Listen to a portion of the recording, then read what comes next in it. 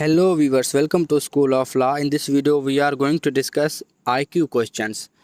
Intelligence के questions कई सारे टेस्ट्स में होते हैं। आप आर्मड फोर्सेस में अप्लाई करते हैं तो वहाँ भी आपसे IQ के क्वेश्चंस पूछे जाएंगे, आपके टेस्ट में दिए जाएंगे IQ के क्वेश्चंस आपको, और टाइम बिल्कुल ही कम होता है।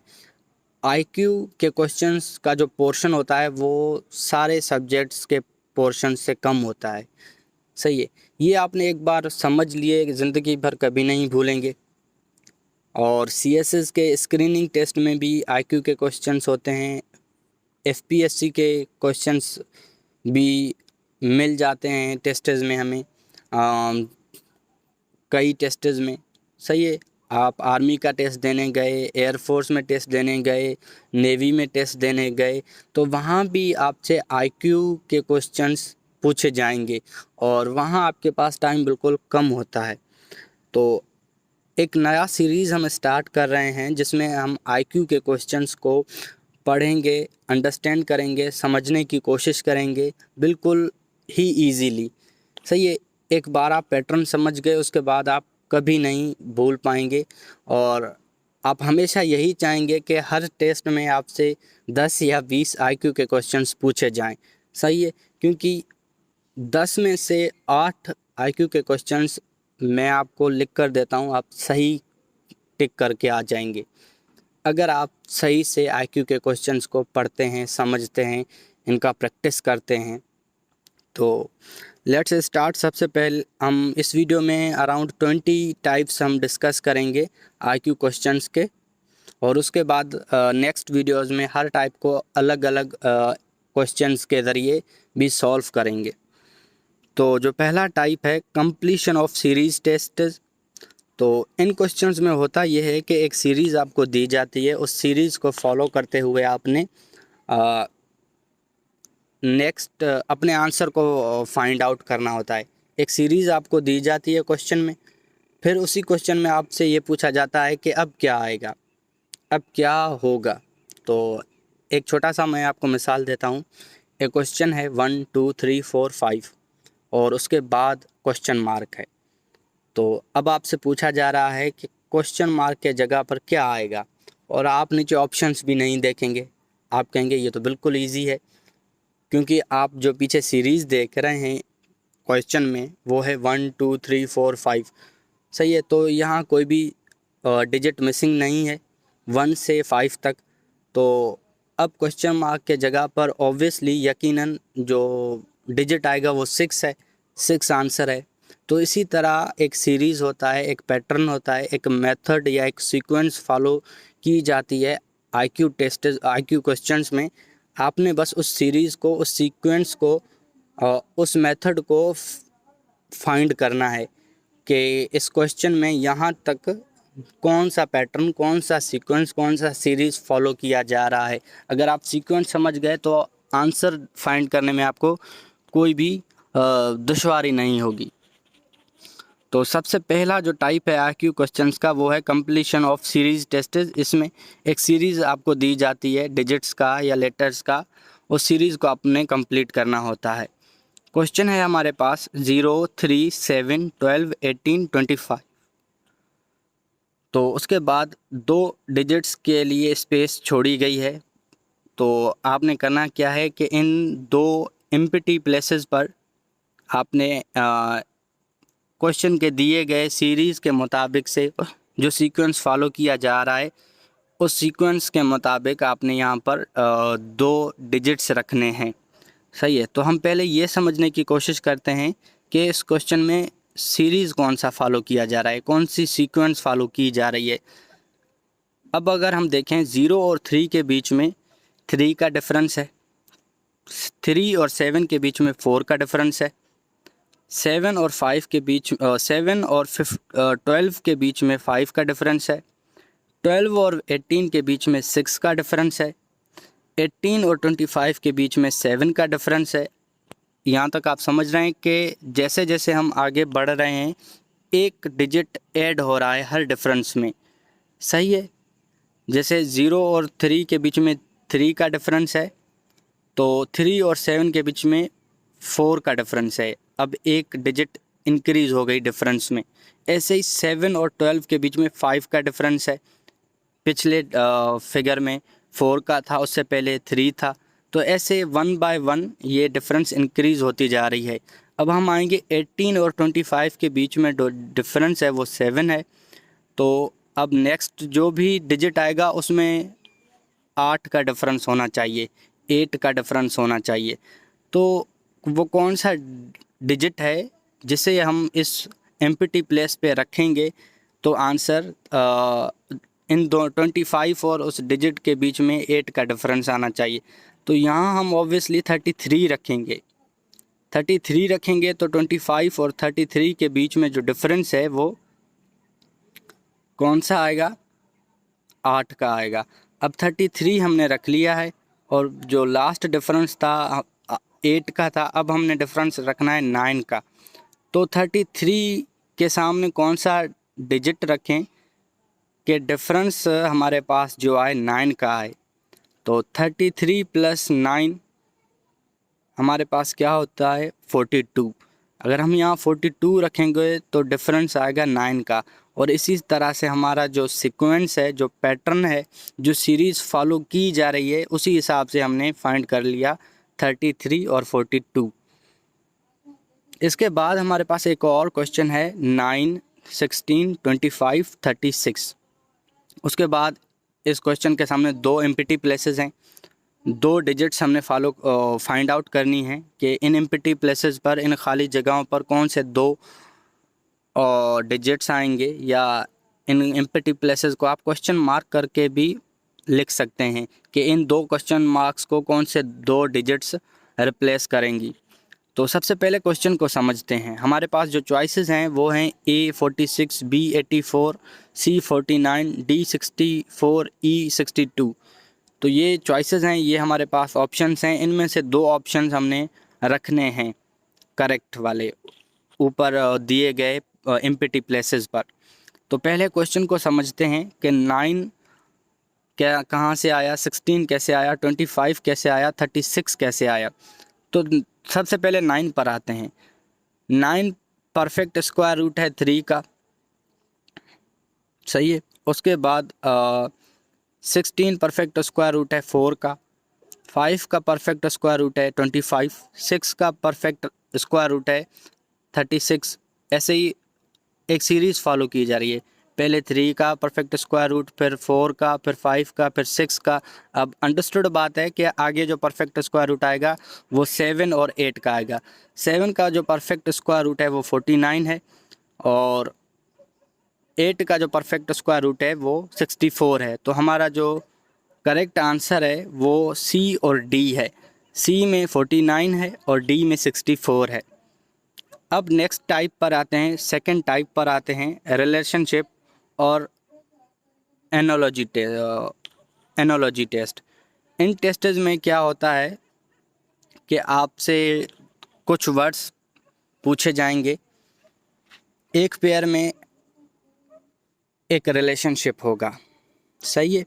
और फिर आपको एक और वर्ड दिया जाएगा कि इस वर्ड का कौन से वर्ड के साथ रिलेशनशिप है नीचे दिए गए ऑप्शंस में से।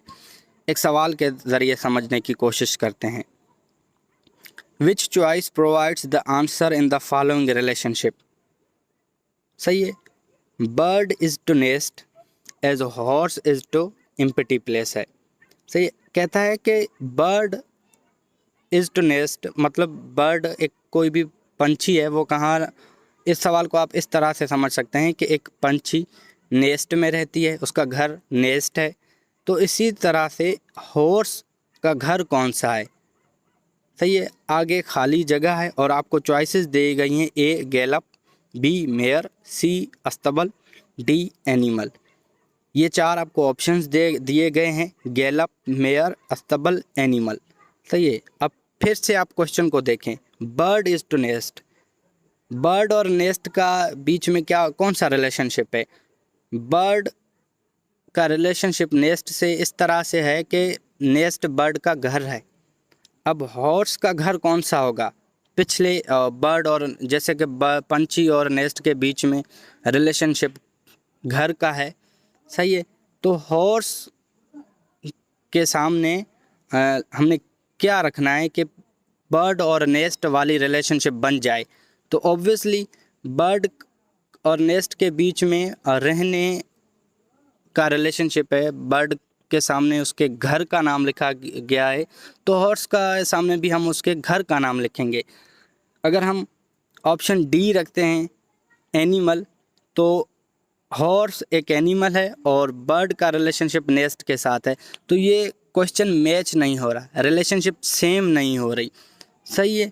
अगर हम ऑप्शन बी रखते हैं मेयर, तो ये भी रिलेशनशिप उस तरह से नहीं बन रही जिस तरह से क्वेश्चन के पहले हिस्से में है, बर्ड इज़ टू नेस्ट। सही है, बर्ड नेस्ट में रहती है, तो ये एक रिलेशनशिप बन रहा है। अगर हम ऑप्शन सी रखते हैं हॉर्स इज़ टू अस्तबल, तो ये एक परफेक्ट रिलेशनशिप बन रहा है क्वेश्चन के पहले हिस्से की तरह।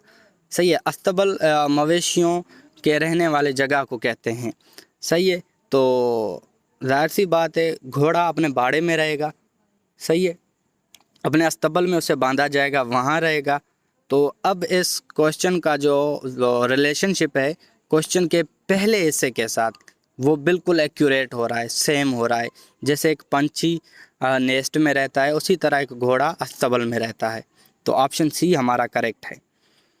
उसके बाद एक और क्वेश्चन हम पढ़ते हैं। Boot is to foot, boot is to foot as glove is to. अब क्वेश्चन के पहले हिस्से में हमें इससे कहा जा रहा है कि बूट और फुट का आपस में रिलेशनशिप है। हम बूट फुट में पहनते हैं, तो हम और ग्लोव का कौन सा रिलेशनशिप बनेगा। अब चॉइसेस हमारे पास हैं, A cloth, B hand, C wood, D protect. अब ग्लोव प्रोटेक्ट करने के लिए भी है। अगर हम यहाँ डी रखते हैं तो क्वेश्चन को पढ़ते हैं। बूट इज़ टू फुट, तो बूट पाँव फुट में पहनते हैं, ग्लोव इज़ टू प्रोटेक्ट। तो ये देखें सीक्वेंस बन नहीं रहा, ये वो रिलेशनशिप बन नहीं रहा जो बूट और फुट के साथ है। चलो यहाँ हम ग्लोव के साथ क्लॉथ रखते हैं, तो फिर क्वेश्चन को पढ़ते हैं। Boot is to foot, glove is to cloth. तो बूट और फुट का जो रिलेशनशिप है वो पहनने वाला रिलेशनशिप है, लेकिन ग्लोव और क्लॉथ का रिलेशनशिप पहनने वाला है नहीं। सही है, तो ये भी ऑप्शन सही नहीं है।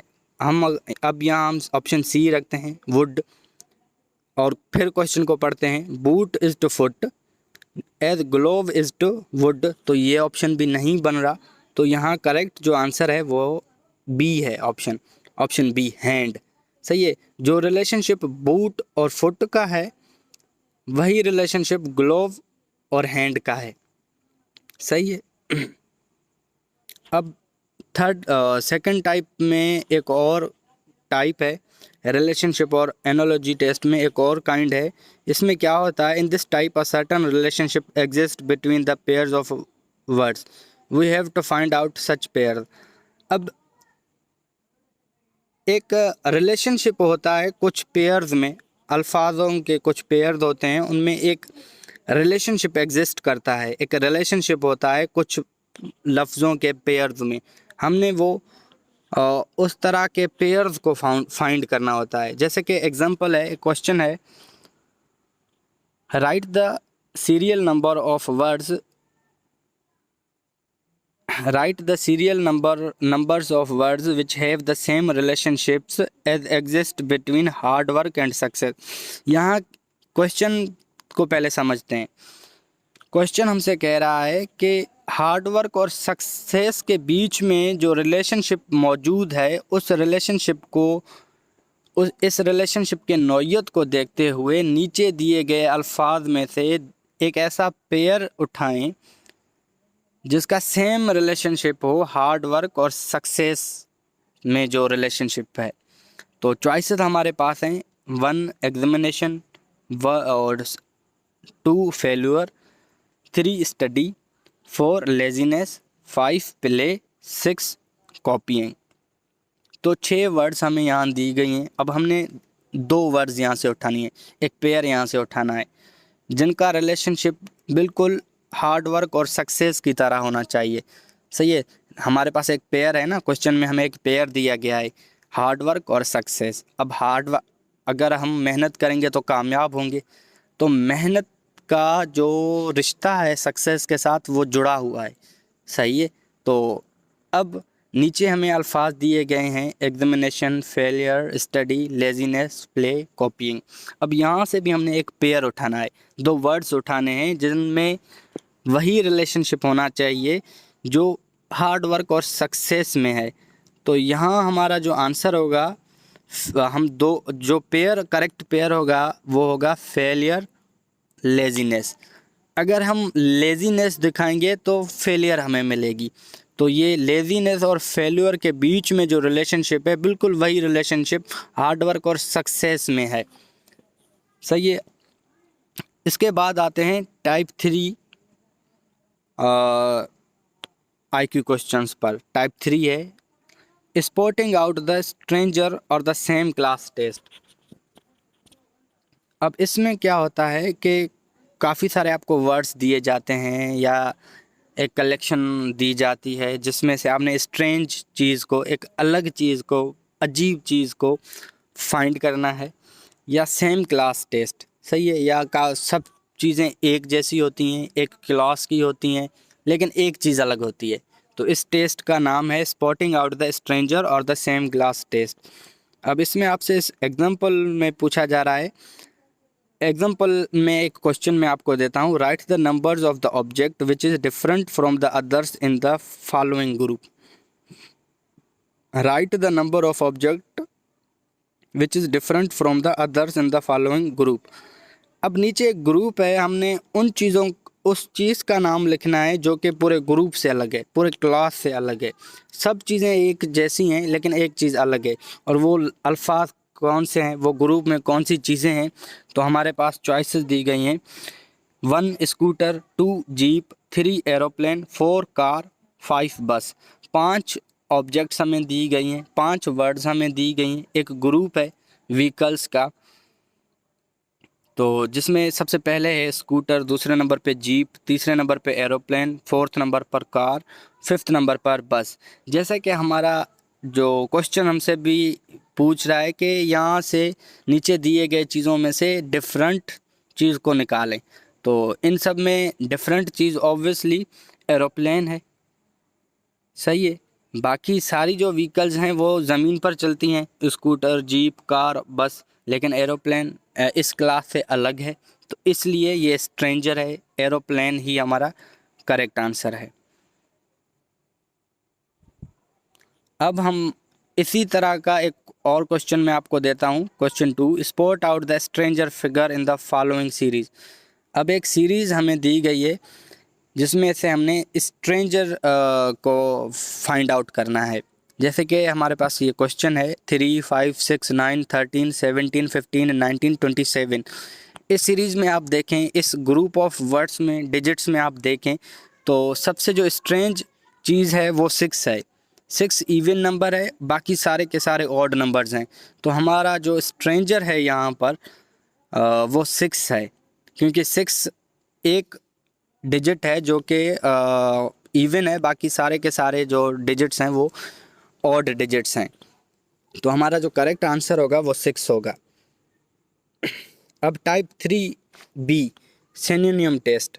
अब कुछ क्वेश्चंस ऐसे होते हैं जिनमें से आपके सिनोनिम के बारे में कितनी नॉलेज है उसे टेस्ट किया जाता है।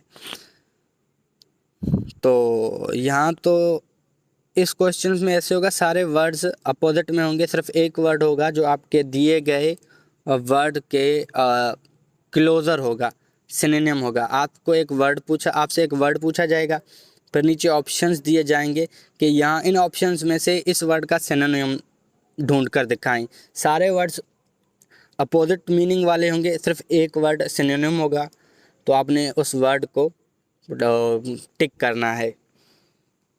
एग्जाम्पल के ज़रिए समझते हैं। Write the number of pairs of the words of which are unlike the others in the following.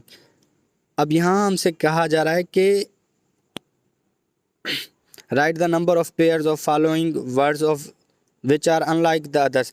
अब एक पेयर है जो कि दूसरे पेयर से बिल्कुल ही अलग है, उस पेयर को हमने फाइंड आउट करना है। पहला पेयर है tall and huge, second pair है हमारे पास स्लिम एंड थिन, तीसरा पेयर है हमारे पास इंटेलिजेंट एंड क्लेवर, चौथा पेयर है हमारे पास straight and curved, fifth pair है हमारे पास ब्राइट एंड शाइनिंग। तो अब हमने क्या करना है कि इन पेयर्स में से एक पेयर को यहाँ से निकालना है, सही है, जो कि अलग है बाकी सारे पेयर से। हम पेयर 4 को जो देखें ना, तो ये पेयर 4 सबसे अलग है, बाकी जो भी सारे पेयर्स हैं वो सेम मीनिंग दे रहे हैं, सही है। टॉल एंड ह्यूज मतलब एक ही बात है, स्लिम एंड थिन मतलब एक ही बात है, इंटेलिजेंट एंड क्लेवर इसका भी एक ही सेंस है, और लास्ट जो पेयर है ब्राइट एंड शाइनिंग ये भी एक ही सेंस देता है। लेकिन जो फोर्थ पेयर है स्ट्रेट एंड कर्व्ड ये अपोजिट मीनिंग दे रहे हैं। तो ये है हमारा करेक्ट आंसर। इसके बाद है एंटोनियम टेस्ट। इस टेस्ट में भी प्रीवियस टेस्ट के तरह ही होता है, आपको काफ़ी सारे पेयर्स दिए जाएंगे और एक डिफरेंट पेयर आपने जो स्ट्रेंज पेयर आपने फाइंड करनी है और वही आपका करेक्ट आंसर होगा। एक एग्जांपल से समझते हैं। Write the number of pair which is different from the others in the following. अब हमसे ये पूछा जा रहा है कि नीचे आपको कुछ पेयर्स दिए गए हैं, एक डिफरेंट पेयर को ढूंढ कर निकालें। एक ऐसा पेयर एक ऐसा जोड़ा दो वर्ड्स का जो बाकी सारे पेयर से अलग हो। पेयर फर्स्ट है शार्प एंड ब्लंट, पेयर 2 है स्टार्ट एंड बिगिन, पेयर 3 है डे एंड नाइट, पेयर 4 है वर्क एंड प्ले, पेयर 5 है इजी एंड डिफ़िकल्ट। तो अब आपने एक बार सारे इन पेयर्स को देखना है कि पहले पेयर है शार्प एंड ब्लंट, मतलब दोनों का एक ही सेंस है, दोनों किस तेज़ ऑब्जेक्ट्स के लिए इस्तेमाल होती हैं। स्टार्ट एंड बिगिन एक ही बात है। डे एंड नाइट ये अपोजिट मीनिंग दे रहे हैं। वर्क एंड प्ले ये भी अपोजिट हैं। ईजी एंड डिफ़िकल्ट ये भी अपोजिट हैं। All the pair the represent opposite ideas और ऑब्जेक्ट्स। ये जो सारे ऑब्जेक्ट्स हैं ना, जो पेयर्स हैं, ये या तो अलग आइडियाज़ दे रहे हैं, अपोजिट आइडियाज़, या अपोजिट ऑब्जेक्ट्स दे रहे हैं। लेकिन जब आप पेयर नंबर 2 को देखेंगे जिसमें लिखा गया है start and begin which represents the same idea, जिसमें सेम आइडिया आपको रिप्रेजेंट किया जा रहा है, स्टार्ट करें या बिगिन करें एक ही बात है। तो इन पेयर्स में से जो आपका आंसर है वो यही है, पेयर नंबर 2। शार्प और blunt, day and night, work and play, easy and difficult, इन सारे पेयर्स को आप देखेंगे या तो अपोजिट आइडिया आपको दिया जा रहा है या अपोजिट ऑब्जेक्ट्स आपके सामने रखे जा रहे हैं, सवाए पेयर नंबर 2 के स्टार्ट एंड बिगिन जहां पर सेम आइडिया आपको दिया जा रहा है।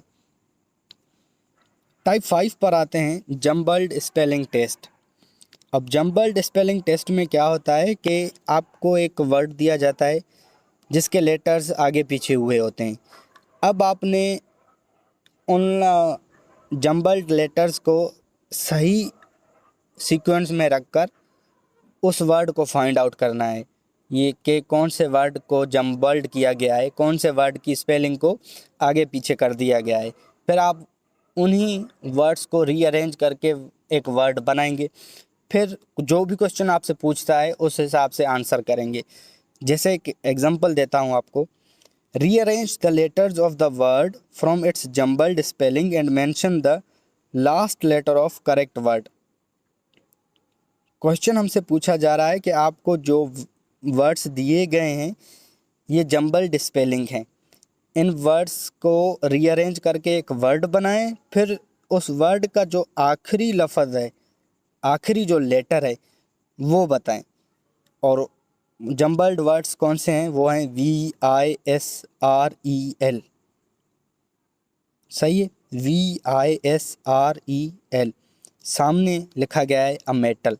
हिंट के तौर पर आपको बताया गया है कि ये जो जम्बल्ड लेटर्स हैं VISREL एक्चुअली एक मेटल है। तो अब आपका ये तो क्लियर हो गया माइंड के ये एक मेटल है फिर आपके जहन में जितने भी मेटल्स आते हैं वो सब आप जहन नशीन कर लें, अपने दिमाग में घुमाएं और इन वर्ड्स को भी अपने सामने, इन लेटर्स को भी अपने सामने रख लें। तो VISREL को जब हम रीअरेंज करेंगे तो सिल्वर बन जाएगा। तो हमारे पास जो वर्ड आएगा वो सिल्वर आएगा। तो हम यहाँ तक तो हम पहुँच गए। क्वेश्चन में ये हमसे कहा गया है कि आखिरी लेटर क्या होगा इस वर्ड का। तो सिल्वर का आखिरी वर्ड क्या है? आर है। तो आर हमारा करेक्ट आंसर है। सही है। और चॉइसेस में भी हमें क्या बताया गया है? हमारा A E है, B L है, C R है, D S है। तो VISREL जम्बल्ड लेटर्स थे जिन्हें हमने रीअरेंज करके सिल्वर बनाया। तो सिल्वर में लास्ट जो लेटर है वो आर है। और अब हमने ऑप्शंस में देखेंगे, चॉइसेस में देखेंगे तो देखेंगे आर कौन से ऑप्शन में है। तो ए ऑप्शन में ई है तो ऑप्शन ए गलत है। ऑप्शन बी में एल है तो ऑप्शन बी भी गलत है। ऑप्शन सी में आर है। सही है। तो ऑप्शन सी करेक्ट है। आप ऑप्शन सी करेक्ट कर लेंगे क्योंकि क्वेश्चन ने हमसे क्या पूछा था कि आपको एक जम्बल्ड लेटर्स हम दे रहे हैं, इन्हें रीअरेंज करें, एक मेटल बन जाएगा। फिर उस मेटल वर्ड का जो आखिरी लेटर है वो कौन सा है वो हमसे बताएं। ये आपसे क्वेश्चन ये नहीं पूछ रहा कि कौन सा मेटल का नाम बन रहा है, ये पूछ रहा है कि एक मेटल का नाम बनेगा, उस मेटल के नाम के आखिर में कौन सा लेटर है। तो दो हिस्से हैं, दो चीज़ें आपने फाइंड करनी है। पहले तो उस मेटल का नाम फाइंड करना है जो कि सिल्वर है। अब आगे आपने फाइंड करना है कि सिल्वर वर्ड के आखिर में कौन सा लेटर है जो कि आर है। इसी काइंड का एक और क्वेश्चन है, वो आपको मैं एक्सप्लेन करता हूँ। The following words are opposite in meaning to each other but the spellings of both are jumbled up. Rearrange the spellings to form correct words and write the first letter of each word. Question हमसे क्या पूछ रहा है? The following words are opposite is meaning to each other। के नीचे आपको दो words दिए गए हैं जो कि अपोजिट मीनिंग रखते हैं एक दूसरे के। सही है। But the spellings of both are jumbled. और ये भी कहा जा रहा है कि दोनों की जो स्पेलिंग है वो जम्बल्ड की गई है, रीअरेंज कर दी गई है। सही है, मिक्सअप कर दी गई है। तो क्वेश्चन आगे कह रहा है कि आपने रीअरेंज करनी है इनकी स्पेलिंग्स को, करेक्ट वर्ड्स बनाने हैं। फिर write the first letter of each word. उसके बाद आपने हर लेटर के हर वर्ड का फर्स्ट लेटर लिखना है। तो वर्ड्स कौन से और जम्बल्ड वर्ड्स कौन से हैं हमारे पास? CAPCET and TERCEG। तो ये दो जम्बल्ड वर्ड्स हैं हमारे पास। जब हम CAPCET को रीअरेंज करेंगे तो हमारे पास एक्सेप्ट आ जाएगा। और जब हम TERCEJ को रीअरेंज करेंगे तो हमारे पास लफ्ज़ आ जाएगा रिजेक्ट। तो एक्सेप्ट और रिजेक्ट एक दोनों को अपोजिट मीनिंग रखते हैं। क्वेश्चन का पहला हिस्सा तो हो गया क्लियर। क्वेश्चन का दूसरा जो पार्ट है वो हमसे कह रहा है कि इन दोनों वर्ड्स के जो फर्स्ट लेटर्स हैं उनका नाम बताएं। क्वेश्चन ये नहीं पूछ रहा कि एक्सेप्ट और रिजेक्ट आपका आंसर आ रहा है। क्वेश्चन ये पूछ रहा है कि आपके पास जो वर्ड्स आएंगी अपोजिट मीनिंग रखती होंगी एक दूसरे के, लेकिन हमें ये बताएं कि इन दोनों वर्ड्स के जो फर्स्ट लेटर्स हैं वो कौन से हैं। तो एक्सेप्ट का फर्स्ट लेटर ए है और रिजेक्ट का फर्स्ट लेटर आर है। तो हमारा आंसर ए और आर है। कुछ क्वेश्चंस में हमसे डायरेक्शन पूछी जाती है, डायरेक्शन सेंस टेस्ट इन्हें कहते हैं, और ये टाइप 6 है। इनमें आपसे ये पूछा जाता है कि एक बंदा यहाँ से यहाँ गया, फिर इस तरफ मुड़ गया, फिर अपने लेफ़्ट तरफ वो मुड़ गया, फिर इतना चला, तो एक जगह पर आप आकर वो रुक गया। अब उसकी डायरेक्शन क्या है? तो इस तरह के क्वेश्चंस को डायरेक्शन सेंस टेस्ट कहते हैं। तो एग्जांपल के साथ मैं आपको समझाता हूँ। A person faces north and walks 2 miles. एक पर्सन नॉर्थ की तरफ मुँह करता है, 2 मील चलता है। Then he turns right. उसके बाद वो अपने राइट की तरफ मुड़ता है। एंड वॉक्स 5 माइल्स, और 5 मील चलता है। ही टर्न्स राइट अगेन, और उसके बाद फिर से वो राइट की तरफ टर्न करता है और फिर से 2 माइल मूव करता है। सही है। ही फर्दर टर्न्स राइट, और उसके बाद फिर भी राइट की तरफ टर्न करता है और एंड वॉक्स 3 माइल्स, और 3 माइल तक चलता है। How far he is from the starting point and which direction is he facing. तो इतना सब कुछ करने के बाद आखिर में क्वेश्चन हमसे पूछ रहा है कि अब वो कहाँ खड़ा है, अपने इनिशियल पॉइंट से कितनी दूर खड़ा है। सही है, और इसकी डायरेक्शन किस तरफ है। वो नॉर्थ की तरफ उसने मूव किया था, 2 माइल चला, उसके बाद उसने राइट टर्न की, 5 माइल चला, उसके बाद फिर से राइट टर्न किया, 2 मील चला, उसके बाद फिर से राइट की तरफ टर्न करता है, 3 माइल चलता है। फिर क्वेश्चन कहता है कि अब वो अपने इनिशियल पॉइंट से कितना दूर है और उसकी डायरेक्शन फेस की किस तरफ है। तो जब आप अपने माइंड में पिक्चर बनाएंगे इसके घूमने की, सही है, कि कैसे वो डायरेक्शंस लेता जा रहा है, तो जब कैलकुलेट करेंगे आप किसी भी पेज के ऊपर इसकी डायरेक्शन को माइल्स के हिसाब से, तो अपने इनिशियल पॉइंट से ये 1.5 किलोमीटर दूर होगा। सही है, और इसके मूव की डायरेक्शन वेस्ट की तरफ होगी। सही है, और ये आपके स्क्रीन पर भी जो इलस्ट्रेशन चल रही है इसके हिसाब से भी आप समझ चुके होंगे कि किस तरह से ये क्वेश्चन सॉल्व होते हैं। इसके बाद आता है type 7, coding and decoding test. अब कोडिंग और डिकोडिंग के टेस्टेस में क्या होता है, आपको कुछ वर्ड्स दिए जाते हैं, उन वर्ड्स की वो मीनिंग होती नहीं है, कोई और मीनिंग होती है। आपने डिकोड करके या कोडिंग करके असल मीनिंग फाइंड करनी होती है। या कुछ डिजिट्स दिए जाते हैं जो कि असल में उन डिजिट्स को फॉलो नहीं करते, तो ये फर्जी वैल्यू उन्हें दी जाती है किसी और वर्ड के हिसाब से, तो वो आपने फॉलो करना, वो फाइंड करना पड़ता है। तो ये मैं आपको एक एग्जांपल के साथ समझाने की कोशिश करता हूँ कि डिकोडिंग और कोडिंग वाले आईक्यू क्वेश्चंस कैसे होंगे। जैसे कि if the word shoot is coded as OQFMMR, question का पहला हिस्सा कहता है कि वर्ड शूट इसे कोड करके लिखा गया है QFMMR। What does the word DGPC stand for. तो DGPC वर्ड कौन से वर्ड के लिए स्टैंड किया होता है। आई होप कि आप समझ रहे हैं क्वेश्चंस को इजीली, कि जैसे वर्ड आपसे कहता है शूट, शूट वर्ड है, जैसे कोडिंग में लिखा गया है QFMMR। इस तरह से एक वर्ड है DGPC, ये कौन से वर्ड के लिए लिखा गया है, हमने ये फाइंड आउट करना है। DGPC को डिकोड करने से पहले हम शूट को डिकोड करेंगे कि शूट को क्यों और कैसे, कौन से सीक्वेंस को या कौन से पैटर्न को फॉलो करते हुए QFMMR लिखा गया है। तो अगर हम शूट को देखें वर्ड को, तो इसमें S की जगह Q लिखा गया है, H की जगह F लिखा गया है, O की जगह M लिखा गया है, फिर से O की जगह M लिखा गया है और T के जगह R लिखा गया है। सही है, तो इस वजह से शूट बन गया QFMMR।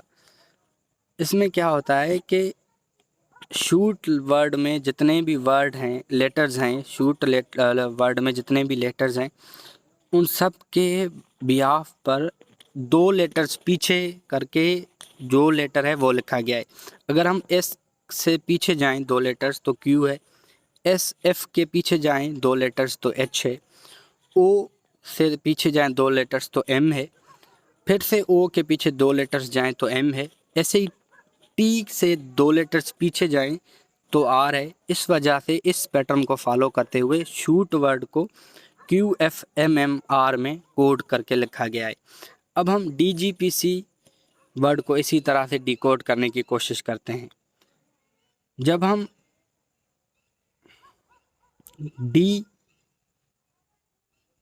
वर्ड, अब हम देखें DGPC वर्ड के वे को कौन से वर्ड को डिकोड करके बनाया गया है, वो वर्ड फाइंड करने के लिए DGPC वर्ड के 2 लेटर्स आगे डिकोड करेंगे। वो इसलिए क्योंकि फिर ही हम फाइंड कर सकते हैं उस रियल वर्ड को जिसके बिहाफ पर DGPC वर्ड को लिखा गया है। देखें DEF, तो डी के बाद 2 लेटर्स हैं, 2 लेटर्स आगे जाएंगे तो F आएगा। जी के आगे 2 लेटर्स जाएंगे जैसे GHI, आई दूसरा लेटर है, FI हो गया हमारा। PQR, सही है, P से 2 लेटर्स आगे जाएंगे तो हमारे पास R आता है। ऐसे ही CDE, C से 2 लेटर्स आगे जाएंगे तो हमारे पास E आता है। तो DGPC को जब हम डिकोड करेंगे, शूट को जैसे हमने डिकोड किया था उसी तरह से, तो फायर आ जाएगा वर्ड हमारे पास। तो यहाँ तक हमने अपने क्वेश्चन को डिकोड कर लिया है। अब जो क्वेश्चन हमसे आगे पूछता है वो कहता है state the number of choices which mentions the last letter of the required words. सही है, अब हमसे कहता है कि आप जब DGPC को डिकोड करेंगे जो आपके पास वर्ड आता है, सही है, उस वर्ड का आखिरी लेटर कौन सा है। अब हम देखेंगे फायर वर्ड हमारे पास आया है, तो फायर वर्ड में आखिरी लेटर कौन सा है। हमारे पास चॉइसेस हैं डी, ए ऑप्शन ए में डी, ऑप्शन बी में ई, ऑप्शन सी में डी, और ऑप्शन सी में बी, ऑप्शन डी में सी। तो हमारे पास वर्ड आया फायर। फायर के स्पेलिंग क्या है, FIRE, लास्ट लेटर क्या है, ई। तो हमारा ऑप्शन कौन सा करेक्ट है, ऑप्शन करेक्ट हमारा ई है। सही है, तो इस तरह से कोडिंग डिकोडिंग के क्वेश्चंस को हम सॉल्व करते हैं। अब एक बार फिर से मैं जल्दी में यही क्वेश्चन आपको एक्सप्लेन करता हूँ कि वर्ड शूट को कोडिंग में लिखा गया QFMMR। सही है, वो किस हिसाब से लिखा गया है। अगर आप शूट वर्ड के हर लेटर को अलग अलग करके लिखेंगे तो एस के पीछे जो 2 लेटर PQRS, हाँ, एस वर्ड के एस लेटर के पीछे दो लेटर पीछे जाएंगे तो क्यू है, इसलिए क्यू रखा। एच लेटर के पीछे 2 लेटर्स जाएंगे तो एफ है, इसलिए एफ लिखा गया, QF हो गया।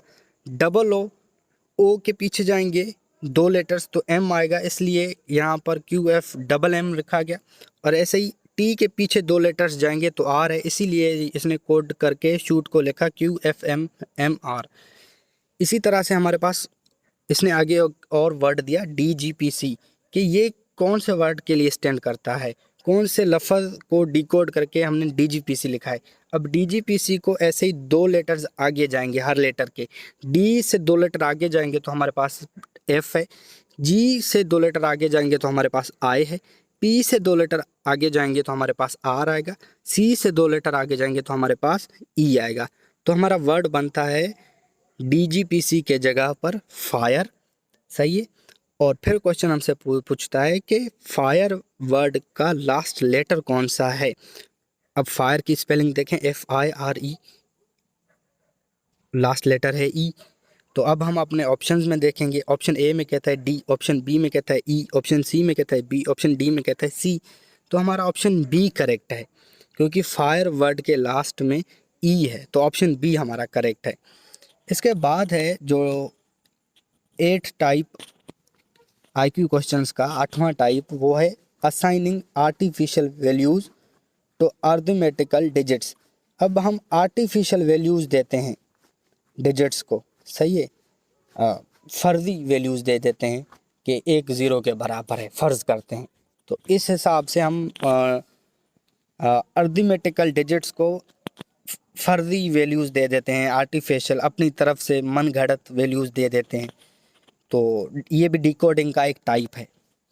तो इन्हें कैसे सॉल्व किया जाता है, ये किस तरह के क्वेश्चंस होते हैं, ये भी समझने की कोशिश करते हैं। एग्जाम्पल है इफ़ 1 = 0। देखें, कह रहा है कि अगर 1 = 0 है, 2 = 4 है, 3 = 12 है, 4 = 32 है, देन 5 = क्वेश्चन मार्क। कह रहा है कि 1 0 के बराबर है, अगर 1 0 के बराबर है, 2 4 के बराबर है, 3 12 के बराबर है, 4 32 के बराबर है, तो 5 किसके बराबर होगा। अब क्वेश्चन को समझने की कोशिश करते हैं कि ये सीरीज़ बनी कैसी है। सही है, अगर हम केयरफुली देखें कि पहले फिगर में क्या किया गया है कि 1 को मल्टीप्लाई किया गया 0 के साथ, आ गया 0।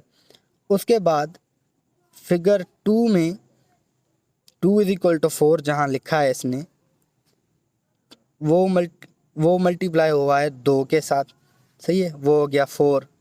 फिर 4 को मल्टीप्लाई करता है 3 के साथ, तो हमारे पास 12 आ जाता है। फिर 4 और 8 को एक साथ मल्टीप्लाई करता है, हमारे पास आता है 32, सही है। एंड फिगर 4 बाई 8, और जो फिगर 4 है उसे मल्टीप्लाई करता है किसके साथ, 8 के साथ, हमारे पास 32 आता है। इसी पैटर्न को फॉलो करते हुए फिगर 5 में फिगर 5 को ये मल्टीप्लाई करता है 16 के साथ, सही है। तो क्या आएगा, और हमारे पास चॉइसेस हैं, A is equal to 40, B is equal to 60, C is equal to 80। ये चॉइसेस हैं, ये ऑप्शंस हैं। Option A 40, option B 60, option C 80। Question क्या पूछ रहा है, फिर से पढ़ते हैं। इफ़ 1 इज इक्वल टू 0, अगर 1 0 के बराबर है, 2 4 के बराबर है, 3 12 के बराबर है, 4 32 के बराबर है, फिर 5 किसके बराबर होगा। अब सबसे पहले देखते हैं, एक को इसने कर दिया 0 के साथ, मल्टीप्लाई आ गया 0। 2 को मल्टीप्लाई कर दिया इसने 2 के साथ, आंसर आ गया 4। 3 को मल्टीप्लाई कर दिया इसने 4 के साथ, सही है, आ गया 12। इसी तरह से 4 को इसने मल्टीप्लाई किया 8 के साथ। देखें, जब भी ये मल्टीप्लाई करता है नेक्स्ट डिजिट को, तो पिछले मल्टीप्लाई किए हुए डिजिट को डबल कर रहा है, सही है। 4 को इसने 8 के साथ मल्टीप्लाई किया, 32 हो गया। अब फिर से क्वेश्चन की तरफ पीछे से आते हैं, अब आपको क्लियर हो जाएगा। इसने 1 को मल्टीप्लाई किया 0 के साथ, आ गया 0। उसके बाद ये करता है 2 इज इक्वल टू 4, मतलब इसने 2 को 2 के साथ मल्टीप्लाई किया, जवाब आया 4। उसके बाद इसने 3 को 4 के साथ मल्टीप्लाई किया, 12 आया। 3 को इसने 4 के साथ मल्टीप्लाई क्यों किया, क्योंकि लास्ट में इसने 1 को मल्टीप्लाई किया था 0 के साथ, 0 आया। फिर 2 को 2 से मल्टीप्लाई किया, 1 और 1 2 हुए ना, इसलिए इसने 2 को 2 से मल्टीप्लाई किया तो 4 आया। इसके बाद 3 को ये मल्टीप्लाई करता है 4 के साथ, क्योंकि लास्ट टाइम इसने 2 के साथ मल्टीप्लाई किया था, तो 2 + 2 इज इक्वल टू 4, इसलिए इसने 3 को 4 के साथ मल्टीप्लाई किया तो 12 आता है। इसके बाद ये 4 को मल्टीप्लाई करता है 8 के साथ, क्योंकि इससे पहले इसने 3 के साथ 4 को मल्टीप्लाई किया था। अब ये 4 के साथ 8 को मल्टीप्लाई करेगा।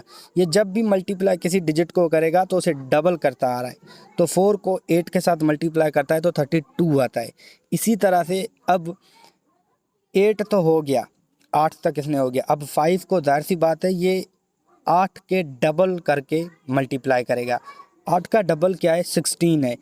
अब 5 को 16 के साथ मल्टीप्लाई करेगा तो हमारा जो जवाब आएगा वो क्या आएगा, वो 80 आएगा। और आपको नीचे चॉइसेस भी दी गई हैं कि ए 40 के बराबर है, बी 60 के बराबर है, सी 80 के बराबर है।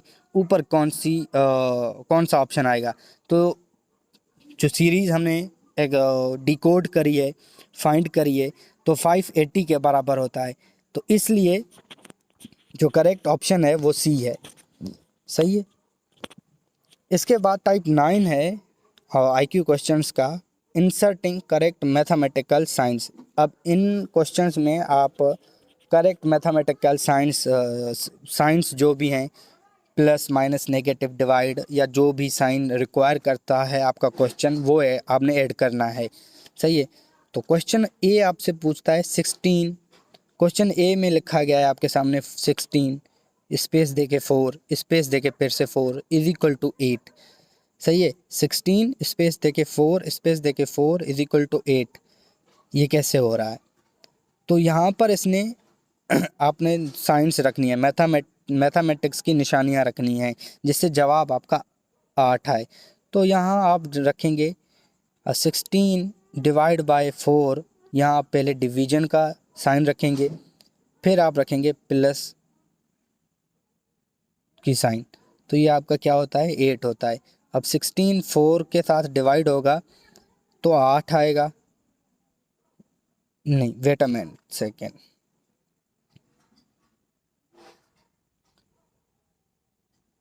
हाँ, यहाँ आप डिवाइड और प्लस का साइन रखेंगे, सही है। तो ये फिर आपका क्वेश्चन बैलेंस हो जाएगा, इज इक्वल टू 8 हो जाएगा। 16 डिवाइड बाय 4 सही है, +4। 16 को डिवाइड करेंगे आप 4 के साथ, क्या आंसर आएगा? 4 आएगा। 4 + 4 = 8। तो कौन सी साइंस आपने यूज़ करी?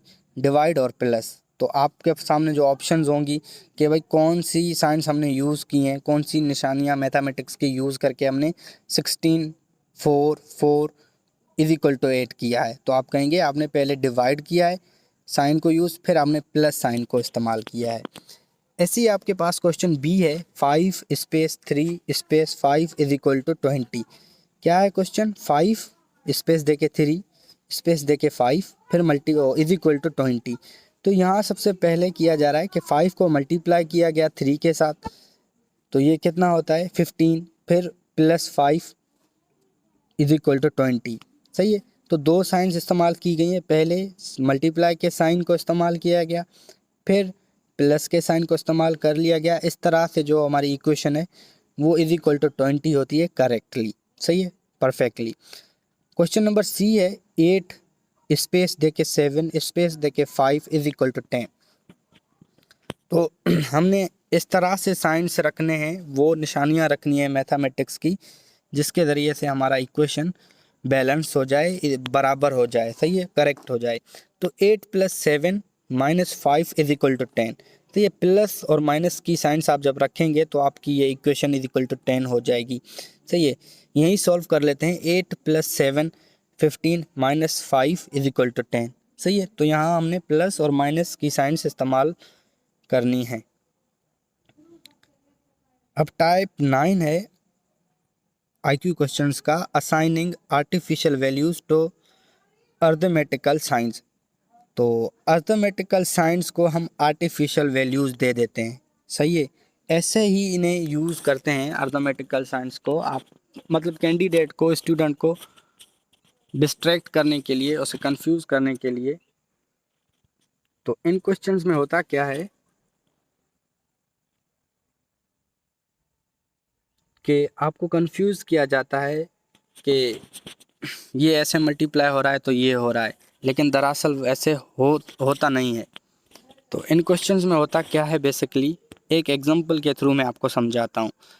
सही है, और याद रखिएगा इस टेस्ट का नाम, इस टॉपिक का नाम है assigning artificial values to arithmetical science. ऐसे क्वेश्चन कैसे होंगे, ये क्वेश्चन देखते हैं। Example, name the choice which provides the answers in the following question. Question है, इफ़ 6 × 4 = 32, 8 × 6 = 43, 8 × 8 = 44, देन 4 × 8 = अब क्वेश्चन हमसे ये कहता है और ऑप्शंस हमारे पास हैं A8, B44, 42, C24। सही है, क्वेश्चन क्या कहता है कि अगर 6 को मल्टीप्लाई करते हैं 4 के साथ आंसर आता है 32, 8 को मल्टीप्लाई करते हैं 6 के साथ तो आंसर आता है 43, 8 को मल्टीप्लाई करते हैं 8 के साथ तो वो इक्वल होता है 44 के। इसी तरह से अगर हम 4 को मल्टीप्लाई करेंगे 8 के साथ तो वो इक्वल टू वाट होगा, क्या होगा, इक्वल टू। तो इस क्वेश्चन में मल्टीप्लाई के साइन को हम हटा देंगे। सही है, ये मल्टीप्लाई का साइन हमें कंफ्यूज करने के लिए दिया जा रहा है। पहले पोर्शन में आप देखें, क्वेश्चन के पहले हिस्से में 6 × 4। सही है, मल्टीप्लाई के निशानी को हटा दें, 6 4 64 हो गया। इसे इसका हाफ क्या बनता है, 32। ऐसे ही आप आएँ 8 × 6, मल्टीप्लाई के साइन को हटा दें, 86 का हाफ क्या बनता है, 43। इसी तरह से फिर क्वेश्चन के नीचे थोड़ा आएँ, 8 × 8, मल्टीप्लाई के साइन को हटा दें, 8 8 88 होता है, 88 का हाफ क्या बनता है, 44। इसी तरह से अब जो हमसे पूछा जा रहा है कि 4 × 8 क्या होगा, तो मल्टीप्लाई के साइन को हम हटा देंगे, 48 के हाफ क्या होगा, 24 होगा।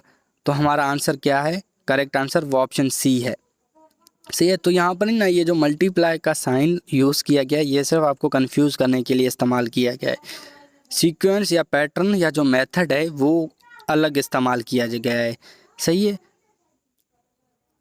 अब 11th टाइप पर आते हैं, टाइम्स सीक्वेंस टेस्ट। अब इन टेस्टेज में आपसे टाइम के रिगार्डिंग सीक्वेंस के बारे में पूछा जाएगा, जिसमें डेज़ के रिगार्डिंग क्वेश्चन होंगे, वीक के रिगार्डिंग होंगे, या साल के महीनों के रिगार्डिंग आपसे क्वेश्चंस पूछे जाएंगे।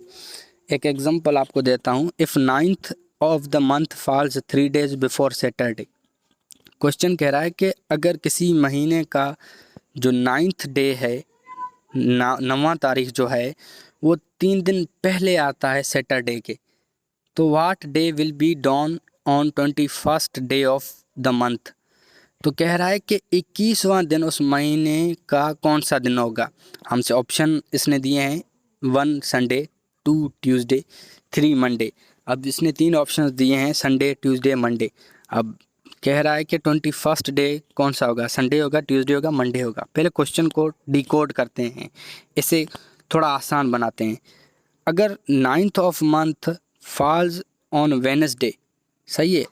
क्वेश्चन क्या कह रहा था कि if 9th of the month falls 3 days before Saturday, अगर हम सैटरडे से 3 दिन पहले जाएं तो कौन सा डे है। तो ऑब्वियसली 3 दिन पीछे जाएंगे तो वेडनेसडे का दिन आएगा, सही है।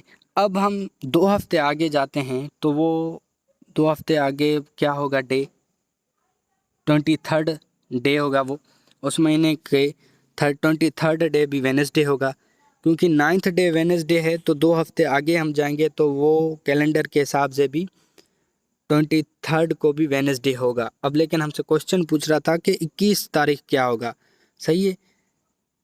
फिर से मैं आपको क्वेश्चन को एक साथ दोबारा से एलोबरेट करता हूँ कि क्वेश्चन आपको इजीली समझ आए। क्वेश्चन हमसे पूछता है if 9th of the month falls 3 days before Saturday, के महीने का 9th डेट 3 दिन पहले सैटरडे के आता है। तो इस क्वेश्चन को मज़ीद आगे पढ़ने से पहले हम पीछे 3 दिन चले जाते हैं, क्योंकि आगे कंफ्यूज ना हो जाएं, सही है। तो सैटरडे के 3 दिन पीछे जाएंगे तो वेडनेसडे आ जाएगा। इट मीन्स के इस मंथ का जो 9th डेट है, जो 9th तारीख है, वो वेडनेसडे है। तो अब कहता है what day will be dawn on 21st day of the month. तो कहता है कि 21वीं तारीख को कौन सा दिन होगा, सही है। तो 9th इस मंथ का क्या है, या किसी भी मंथ का 9th क्या है, वेडनेसडे है। तो उस मंथ का 21वां दिन कौन सा दिन होगा। तो हम क्वेश्चन को जल्दी से सॉल्व करने के लिए 2 हफ्ते आगे चले जाते हैं। तो 2 हफ्ते आगे हम जाएंगे तो जाहिर सी बात है 23 तारीख को भी वेडनेसडे होगा, लेकिन क्वेश्चन हमसे 21वीं तारीख का पूछ रहा है। तो वेडनेसडे से 2 दिन पीछे जाएंगे तो हमारे पास मंडे आ जाएगा। वेडनेसडे से 2 दिन पीछे जाएंगे तो मंडे आएगा। और ऐसे ही वेडनेसडे से 2 दिन पीछे क्यों गए, क्योंकि 23वां तारीख होता है इस महीने का वेडनेसडे। हमने 21वीं तारीख को फाइंड आउट करना है। तो हमारा जो करेक्ट ऑप्शन है वो ऑप्शन 3 है, मंडे। आई होप आप समझ चुके होंगे। मैं एक बार फिर उन स्टूडेंट्स के लिए एलोबरेट करता जाऊं इस क्वेश्चन को जो इन ऐसे क्वेश्चंस को समझ के बहुत परेशान हो जाते हैं, मुझे भी होती है। अगर क्वेश्चन पूछता है if 9th of the month falls 3 days before Saturday, कहता है कि अगर किसी भी मंथ का 9th तारीख 3 दिन पहले सैटरडे के आता है, तो इस क्वेश्चन को हम आगे पढ़ेंगे ही नहीं, ये कंफ्यूज करने के लिए इसने लिखा है। तो हम यहीं से 3 दिन पीछे जाते हैं, सही है। सैटरडे के 3 दिन पीछे जाते हैं, हमारे पास आता है वेडनेसडे। यहाँ तक हम समझ चुके हैं कि किसी भी मंथ का जो 9th डे है वो वेडनेसडे है, सही है। जो जिस मंथ के बारे में ये क्वेश्चन पूछ रहा है उस मंथ का 9th जो डेट है, जो 9th डे है, वो वेडनेसडे का है। क्वेश्चन पूछ रहा है कि उस महीने में 21वीं तारीख पर कौन सा दिन होगा, सही है। तो हम यहाँ तक तो समझ चुके हैं कि इस मंथ का 9th डे वेडनेसडे है, तो 21वीं तारीख को हमने मालूम करना है कौन सा दिन होगा। हम 2 हफ्ते आगे चाहते हैं, सही है। तो 2 हफ्ते आगे जाएंगे तो 23rd होगा, 23वां दिन होगा, 23rd डे होगा उस मंथ का। तो उस मंथ में क्या होगा, वेडनेसडे होगा। 2 हफ्ते जा रहे हैं ना, जाहिर सी बात है, वीक टू वीक हम आगे जा रहे हैं, वीक टू वीक कैलेंडर को मूव कर रहे हैं। तो एग्जैक्टली 2 हफ्ते बाद 9th तारीख के जब 2 हफ्ते गुजर जाएंगे, ऑब्वियसली उसी दिन भी वेडनेसडे होगा। लेकिन क्वेश्चन हमसे पूछ रहा है कि 21वें दिन कौन सा होगा, सही है। 23rd को हम इसलिए यूज़ कर रहे हैं कि हम 21 तक आसानी से पहुंच जाएं। सही है। तो 23 को वेडनेसडे है, तो हमसे क्वेश्चन 21वीं तारीख के बारे में पूछ रहा है। तो 23 को वेडनेसडे है तो 2 दिन पीछे जाएंगे, क्योंकि हमने 21वें तारीख को देखना है कौन सा दिन है। वेडनेसडे से 2 दिन पीछे जाएंगे तो मंडे है। सही है। 23वें तारीख से 2 दिन पीछे जाएंगे तो 21 तारीख है। इस तरह से हमारा जो करेक्ट डे है 21वीं तारीख को मंथ कौन सा होगा, वो मंडे होगा। आपके सामने कैलेंडर भी है, मैंने एक कैलेंडर, एक पूरे मंथ का कैलेंडर भी आपके सामने रखा है, आप इसके ज़रिए भी समझ सकते हैं। सही है। इसके बाद है टाइप 12। टाइप 12 कहता है ब्लड रिलेशनशिप टेस्ट। इस टेस्ट का नाम है ब्लड रिलेशनशिप टेस्ट। सही है। ये 12th टाइप पर हम आ चुके हैं। अगर आपको कोई भी टाइप समझ नहीं आ रही, कोई भी क्वेश्चन समझ नहीं आ रहा, तो आप कमेंट करके हमसे पूछ सकते हैं। एक एग्जांपल के थ्रू समझते हैं कि ब्लड रिलेशनशिप टेस्ट क्या है। क्वेश्चन आपके सामने ऐसे कई बार आए होंगे, A and B are born of the same parents. यहाँ तक क्वेश्चन कह रहा है कि ए और बी दोनों सेम पेरेंट्स के बच्चे हैं। C is the father of A. कहता है सी ए का बाप है, but B is not C is son. लेकिन बी जो है वो सी का बेटा नहीं है। तो ये क्वेश्चन क्या कह रहा है, सी ए का बाप है लेकिन बी सी का बेटा नहीं है। और क्वेश्चन के शुरुआत में हमसे यही कहा गया कि ए और बी दोनों सेम पेरेंट्स के बच्चे हैं, और ए और बी का बाप कौन है, सी है। क्वेश्चन कह रहा है कि सी ए का बाप है लेकिन बी सी का बेटा नहीं है। तो ये कैसे होगा, व्हाट इज़ बी टू सी। अब कह रहा है कि बी का सी के साथ रिश्ता क्या है।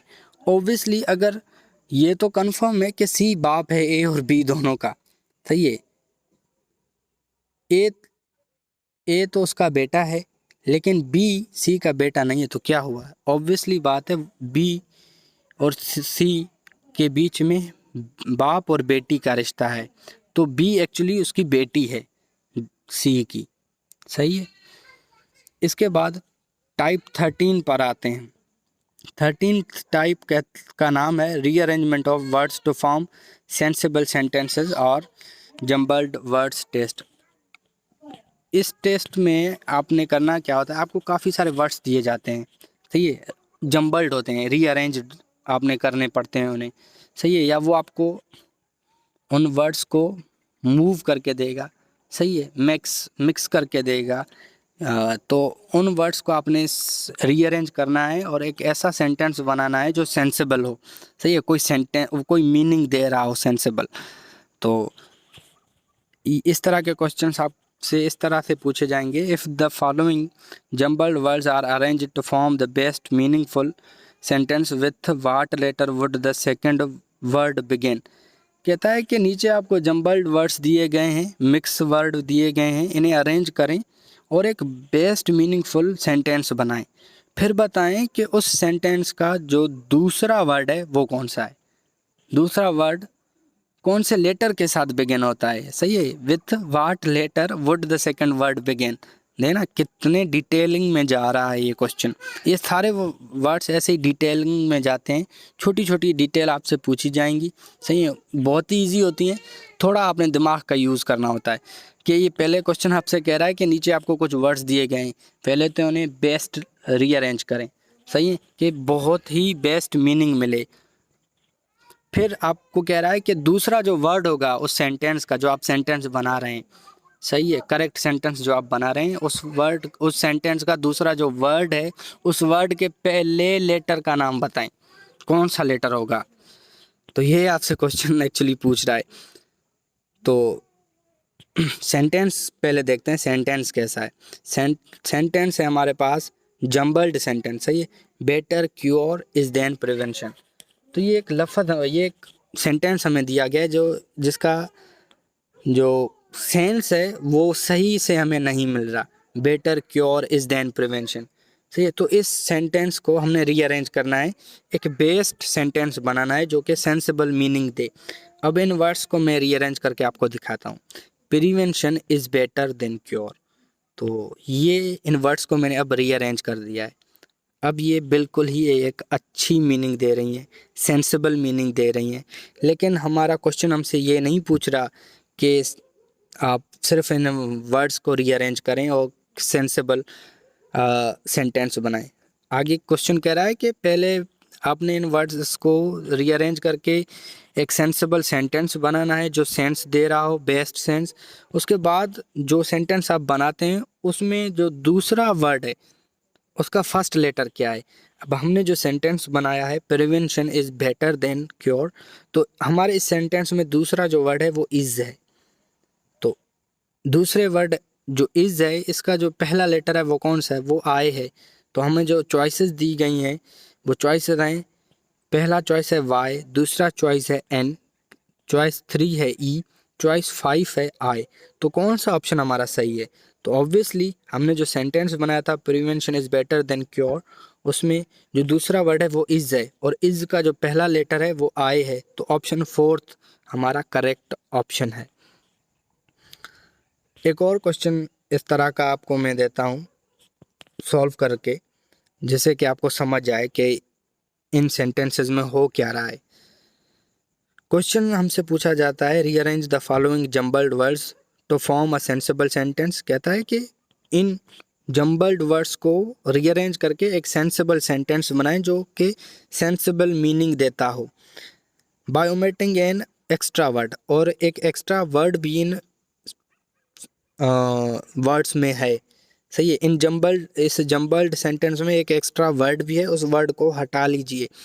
And name the choice which gives the last letter of the omitted word, और जो वर्ड आप निकालते हैं इस सेंटेंस से बाहर फेंकते हैं उस वर्ड का लास्ट लेटर क्या है। तो पहले तो हम सेंटेंस देखते हैं कि सेंटेंस कौन सा है जो इतना सर खा रहा है। The Kashmir of charming is very best scenery.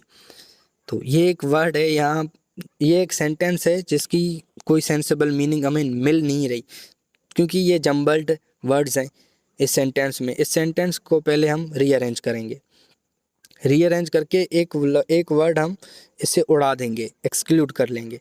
तो जैसे कि इसे मैं रीअरेंज आपको करके देता हूँ। The scenery of Kashmir is very charming. सही है, अब ये सेंटेंस एक सेंसिबल मीनिंग दे रहा है और मैंने कौन सा वर्ड इससे हटाया, वो हटाया बेस्ट। सही है, अब बेस्ट वर्ड मैंने हटाया, इस बेस्ट वर्ड के आखिरी लेटर कौन सा है, वो है डी। अब चॉइसेस और क्वेश्चन में हमसे क्या कह रहा था कि पहले इन जम्बल्ड वर्ड्स को जो सेंटेंस में यूज़ हुए हैं उन्हें रीअरेंज करके एक सेंसिबल सेंटेंस बनाएं, और जम्बल्ड वर्ड्स में से एक वर्ड आपने हटाना है और उस जो वर्ड आप हटाते हैं उस वर्ड के आखिरी लेटर का नाम भी आपने बताना है। तो हमने कौन सा वर्ड हटाया, बेस्ट। अपने सेंटेंस से हमने बेस्ट वर्ड हटाया और बेस्ट वर्ड के आखिरी लेटर कौन सा है, टी है। और अब देखते हैं कि हमारे चॉइसेस में, ऑप्शंस में टी ऑप्शन है कहीं। तो ऑप्शन 1 में है वाई, ऑप्शन 2 में है जी, ऑप्शन 3 में है टी, ऑप्शन 4 में है और हमने वर्ड हटाया था बेस्ट। बेस्ट वर्ड का आखिरी लेटर है टी, तो हमारे इन ऑप्शंस में थर्ड ऑप्शन में टी लिखा है, तो ऑप्शन 3 इज़ करेक्ट। उसके बाद है 14th टाइप 14 वर्ड बिल्डिंग। इस टेस्ट को, इन क्वेश्चंस को वर्ड बिल्डिंग टाइप क्वेश्चंस भी कहते हैं। इन क्वेश्चंस में क्या होता है, एग्जांपल के थ्रू मैं आपको समझाता हूँ। Think of a single letter, question आपसे पूछ रहा है think of a single letter, कह रहा है कि एक सिंगल लेटर के बारे में सोचें। विच when introduced in the body of the following words form new words. कहता है कि एक ऐसा सिंगल लेटर सोचें जब हम इन्हें नीचे दिए गए वर्ड्स के सामने के साथ ऐड करेंगे तो एक नया वर्ड बन जाएगा। और वो वर्ड कौन से हैं, बेड, हर्ड, मेट, कोट। सही है, BED एक वर्ड है, उसके बाद एक और वर्ड है HERD, उसके बाद एक और वर्ड है MET, उसके बाद एक और वर्ड है COT, कोट। तो क्वेश्चन हमसे कह रहा है कि सिर्फ एक ऐसा लेटर सोचें जब हम नीचे दिए गए इन 4 लफ्ज़ों में उसे ऐड करते हैं तो नए वर्ड्स बन जाएं। तो केयरफुली आप जब ऑब्जर्वेशन करेंगे आपके दिमाग में वर्ड आता है ए। अब इन चारों लफ्ज़ों में वर्ड्स में आप ए ऐड जब करेंगे तो नए वर्ड बनेंगे। तो वो नए वर्ड कौन से बनेंगे? बीड। सही है। BED के अंदर आप ए ऐड करते हैं, BEAD। सही है, बीड बन गया। दूसरा वर्ड है HERD, इसके अंदर हम ए ऐड करेंगे, HEARD, हार्ड बन गया।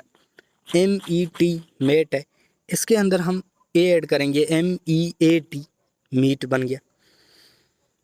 उसके बाद हम वर्ड, आखिरी जो वर्ड है COT, तो इसमें ए ऐड करेंगे, COAT, कोट। देखें, एक लफ्ज़ हमने सोचा था ए, जब उस ए वर्ड लेटर को हमने इन सब में ऐड किया तो नए वर्ड्स बन गए। तो इस तरह के क्वेश्चंस भी आपसे पूछे जा सकते हैं इंटेलिजेंस के टेस्ट्स में। क्वेश्चन 2 है इसी तरह का, think of a single letter which when suffixed to the following words which forms new words. कहता है कि एक ऐसा लेटर के बारे में सोचें जो कि अगर नीचे दिए गए वर्ड्स के साथ ऐड करते हैं, जोड़ देते हैं, सफिक्स करके यूज़ करते हैं तो न्यू वर्ड्स बन जाए। सही है। वर्ड कौन से हैं? CO, rack, RACK, rack, all, ALL, all, over, CO, over, OVER, और रेस्ट, REST। ये 4 लफ्ज़ हमें दिए गए। कहता है कि एक ऐसा सिंगल वर्ड लेटर अपने दिमाग में सोचें जब ये जो नीचे वर्ड दिए गए हैं, रैक, ऑल, ओवर, रेस्ट, इनमें सफिक्स करके यूज़ करते हैं तो सारे नए वर्ड बन जाएं। सही है। लेटर आपने एक सोचना है, जैसे पिछले सेंटेंस में हमने ए यूज़ किया था, ऐसे ही अब एक ऐसा लेटर हमने सोचना है जो इन सब के सामने यूज़ करें या पीछे यूज़ करें, सफिक्स के तौर पर नए वर्ड्स बन जाएं। तो लेट सपोज वो वर्ड है, वो लेटर है सी। अब रैक के सामने सी रखेंगे तो क्रैक हो जाएगा, ऑल के सामने सी रखेंगे तो कॉल बन जाएगा, ओवर के सामने सी रखेंगे तो कवर बन जाएगा, रेस्ट के सामने सी रखेंगे तो रेस्ट या क्रेस्ट बन जाएगा। सही है। सी को साइलेंट कर दें आप या प्रोनाउंस कर दें क्रेस्ट या श्रेष्ठ। तो देखें, एक लेटर हमने सोचा सी, सबके सामने रखा, सारे के मतलब न्यू वर्ड्स बन गए। तो इस तरह के हिसाब होते हैं। एक और क्वेश्चन मैं आपको देता हूँ, think of a single letter, एक सिंगल लेटर के बारे में सोचना है, which when suffix to the following words, नीचे दिए गए जो वर्ड्स हैं उनमें सफिक्स के तौर पर हम जब इस्तेमाल करते हैं तो न्यू वर्ड्स बन जाएं। जैसे वर्ड्स हैं SCAR, scar, HAT, hat, ROB, rob, HID, hid. ठीक है। तो एक लेटर हमने ढूंढना है, फाइंड करना है, थिंक करना है, सोचना है, जब उसका इस्तेमाल एज अ सफिक्स करेंगे इन वर्ड्स में तो नए वर्ड्स बन जाएं। लेट सपोज मैंने ई सोचा, आपने ई सोचा, तो पहले वर्ड SCAR में ई ऐड करेंगे लास्ट में तो स्केयर बन जाएगा। HAT के लास्ट में हम जब ई रखेंगे तो हैट बन जाएगा। ROB, आखिर में रखेंगे तो रॉब बन जाएगा। HID आखिर में ई लगाएंगे इस वर्ड के तो बन जाएगा हाइड। सही है। सफिक्स जब भी कहा जाए तो जो भी आप वो लेटर रखते हैं या तो वो आप शुरू में रखेंगे सारे वर्ड्स के या आखिर में। अगर वो सिर्फ आपसे सिंपली ये कहता है कि आप बस यूज़ करें फिर तो आपकी मर्ज़ी है, सेंटर में यूज़ करें और किसी भी वर्ड के लास्ट में यूज़ करें, शुरुआत में यूज़ करें, तो पोजीशन मैटर नहीं करती। जब अगर आपसे सफिक्स कहे तो आपने कोशिश करके वो लेटर या तो सारे वर्ड्स के आखिर में रखना है या सारे वर्ड्स के शुरुआत में रखना है। सही है, अगर सफिक्स वर्ड यूज़ होता है आपके क्वेश्चन में। अब टाइप 15 पे आते हैं, अरेंज वर्ड्स इन असेंडिंग और descending order of the natural sequence of objects. कहते हैं इन क्वेश्चंस में आपसे कहते हैं कि आपको जो भी ऑब्जेक्ट्स दिए गए हैं या जो भी नंबर्स दिए गए हैं या जो भी ऑर्डर्स दिए गए हैं उन्हें डिसेंडिंग या असेंडिंग ऑर्डर में रखें। असेंडिंग ऑर्डर मतलब 0 1 2 3 4 5 6 स्मॉलेस्ट टू लार्जेस्ट। सही है, ये इसे असेंडिंग कहते हैं। ABCDEFG, ये देखें, ये एक असेंडिंग ऑर्डर है। डिसेंडिंग ऑर्डर है मतलब लार्जेस्ट टू स्मॉलेस्ट, ऊपर से नीचे आना।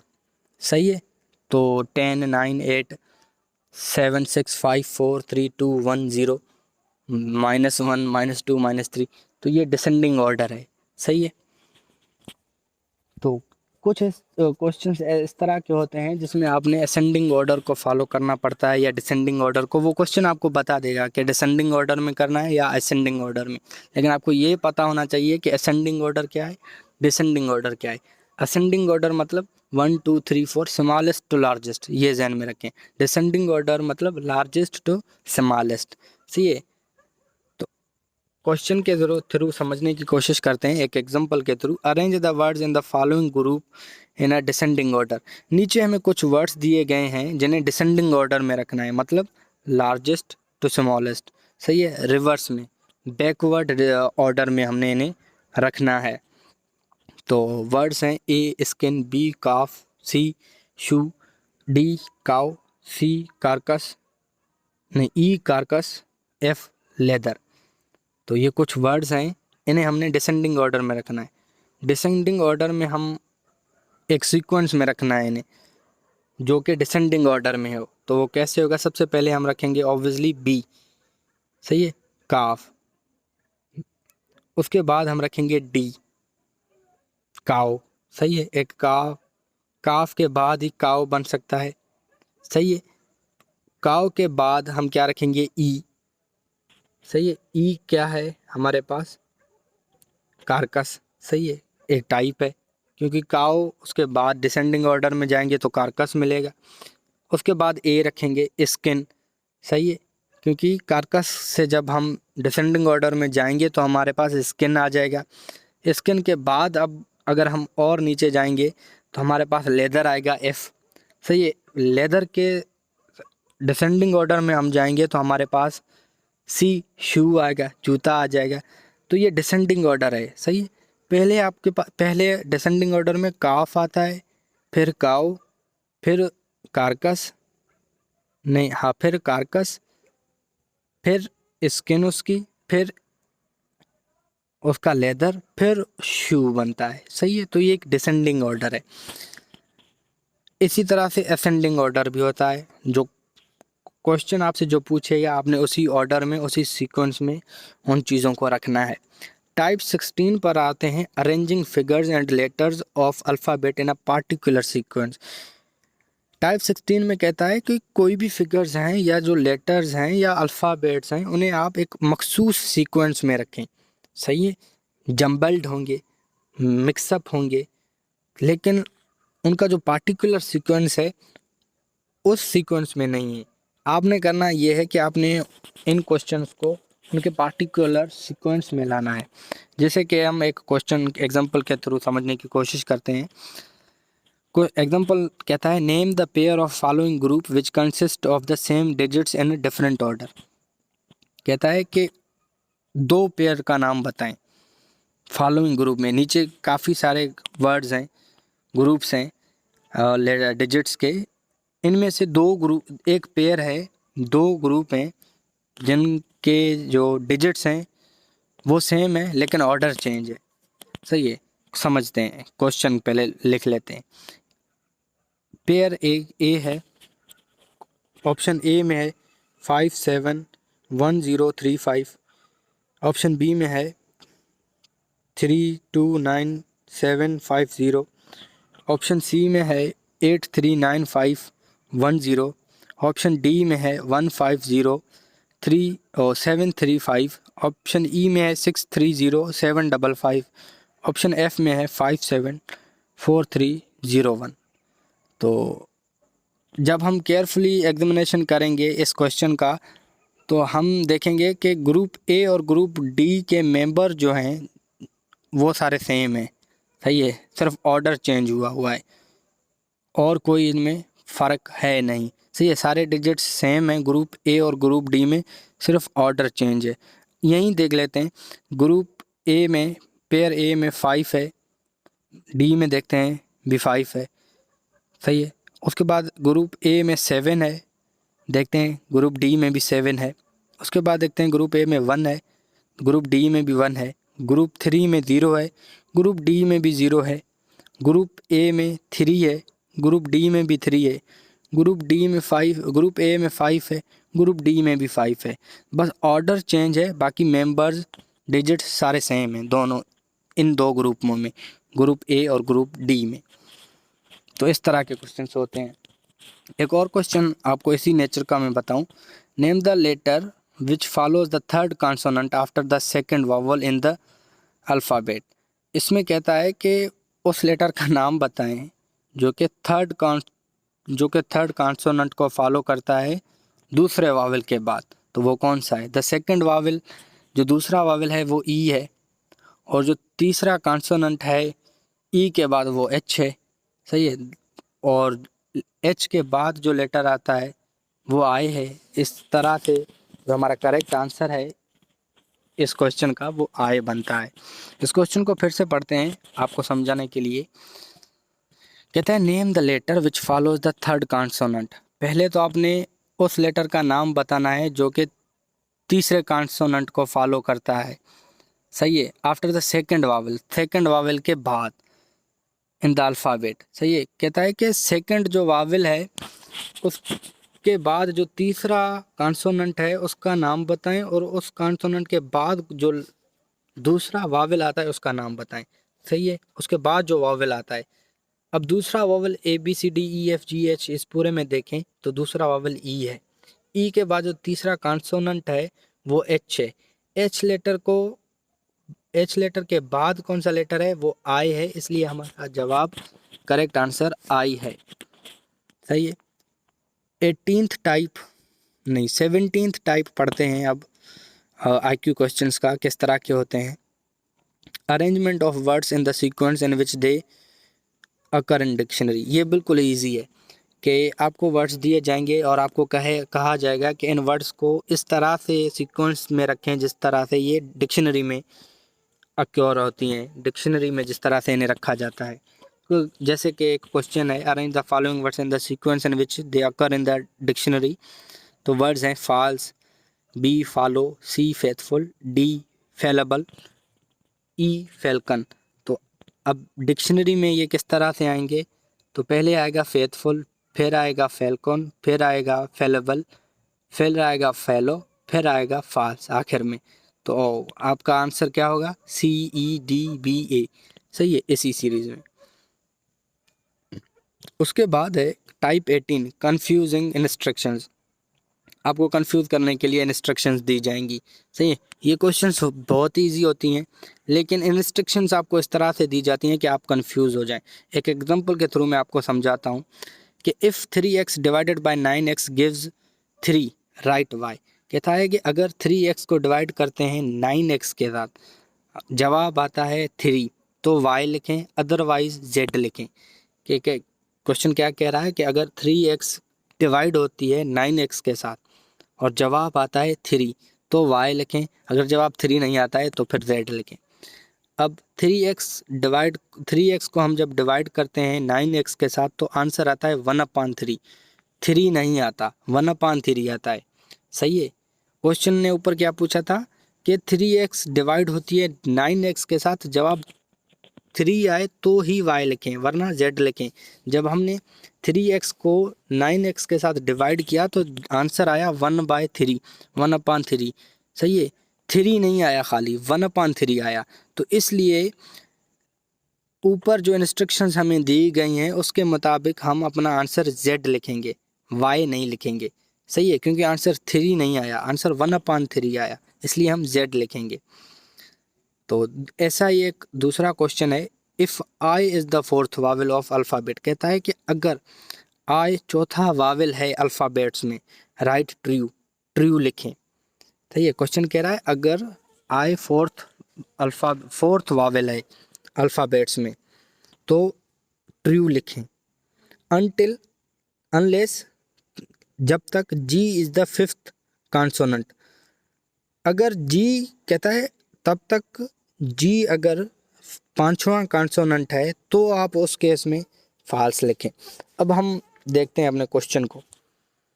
इसका पहला हिस्सा कहता है कि अगर आई फोर्थ वावल है तो ट्रू लिखें। अब हम देखते हैं ए ई आई ओ यू, तो आई जो है थर्ड वावल है तो हम ट्रू तो नहीं लिख सकते, लेकिन देखते हैं जी, क्या जी फिफ्थ कॉन्सोनेंट है? ABCDEFG, सही है, वोवेल्स निकाल दें, जी फिफ्थ कॉन्सोनेंट है इसलिए, और क्वेश्चन कह रहा है अगर जी फिफ्थ कॉन्सोनेंट है तो फॉल्स लिखें। ABCDEFG वोवेल्स हमने निकाल दिए और देखा कि हाँ जी पांचवा कॉन्सोनेंट है, और क्वेश्चन कह रहा है अगर है तो फॉल्स लिखें, तो हमारा हम आंसर में फॉल्स लिखेंगे। अब हम आते हैं 19th type of IQ questions, जिसका नाम है spotting out hidden letters and words. तो इनमें हम हिडन वर्ड्स या हिडन लेटर्स, वर्ड्स के अंदर एक हिडन लेटर्स होती हैं, उन्हें स्पॉट करना पड़ता है हमें, सही है। इनमें एग्जांपल्स हमें ये दिया जाता है कि कुछ भी वर्ड्स होते हैं ना, उनके अंदर से हमने कुछ लेटर्स को फाइंड आउट करना होता है। एग्जांपल देख के मैं आपको समझाता हूँ। What is that which occurs once in February, twice in January but never in June. कहता है कि वो क्या है जो फरवरी में एक बार आता है, जनवरी में 2 बार आता है और जून में तो आता ही नहीं है। तो हम केयरफुली जब देखेंगे तो लेटर ए है जो फरवरी में एक बार आता है, जनवरी में 2 बार आता है और जून में आता ही नहीं है, सही है। तो इस वजह से इन्हें कहता है कि spotting out letters hidden in words. एक और क्वेश्चन इस तरह का आपसे आपको बताता हूँ। What is that which is found in a village and a city but never in a town. कहता है कि वो क्या है जो कि एक विलेज में मिलता है, एक सिटी में भी मिलता है, पर टाउन में कभी नहीं मिलता। तो वो वर्ड है आई। विलेज में आपको आई मिलेगा, सिटी में आपको आई मिलेगा, टाउन में लेटर आई आपको नहीं मिलेगा, सही है। अब टाइप 20 पर आते हैं। ये लास्ट टाइप है हमारे वोकेबलरी और IQ टेस्ट का, जिसका नाम है टेस्ट ऑफ वोकेबलरी। इन क्वेश्चंस में आपके वोकेबलरी को टेस्ट किया जाएगा। इनमें आप देखा जाएगा कि आपकी वोकेबलरी कैसी है, सही है। तो एक एग्जांपल के थ्रू मैं आपको समझाता हूँ। Name the choice which provides the correct word to fill the blank space in the given sentence. कहता है कि आपको नीचे ऑप्शंस दी गई हैं, एक करेक्ट वर्ड सिलेक्ट करें नीचे दिए गए हुए सेंटेंस को जो मुकम्मल अच्छे से फिल करे, एक अच्छा सेंटेंस दे, सेंसिबल सेंस दे, सेंसिबल सेंटेंस बने। सेंटेंस क्या है? There was an atmosphere of dash in the meeting, सही है। और नीचे ऑप्शंस हैं हमारे पास A peace, B piece, C pace, D pice, सही है। तो ये 4 वर्ड्स दिए गए हैं, सबकी स्पेलिंग चेंज है। तो हमने क्या करना है कि बेस्ड जो मीनिंग प्रोवाइड करता है हमारे सेंटेंस को, वहाँ पर ये वर्ड रखेंगे ब्लैंक को, ब्लैंक जगह पर। सेंटेंस क्या है? There was an atmosphere of dash in the meeting, के मीटिंग में एक डैश एटमॉस्फेयर था। कौन सा एटमॉस्फेयर था? ऑब्वियसली ऑप्शन ए रखेंगे हम, पीस, सही है, कि पीसफुल एटमॉस्फेयर था मीटिंग में। एक और क्वेश्चन इसी तरह का आपको दूं। Out of the following group of words choose a word which has most nearly the same meaning as word in brackets. कहता है कि एक ऐसा वर्ड चूज करें नीचे दिए गए वर्ड्स में से जो मोस्टली सबसे ज़्यादा नियरली मीनिंग देता है, क्लोजली सेम मीनिंग देता है ब्रैकेट में यूज़ किए गए वर्ड के, सही है। अब ब्रैकेट में हमारा वर्ड है कोर्स, सही है, कोर्स का मतलब मोटा, सही है।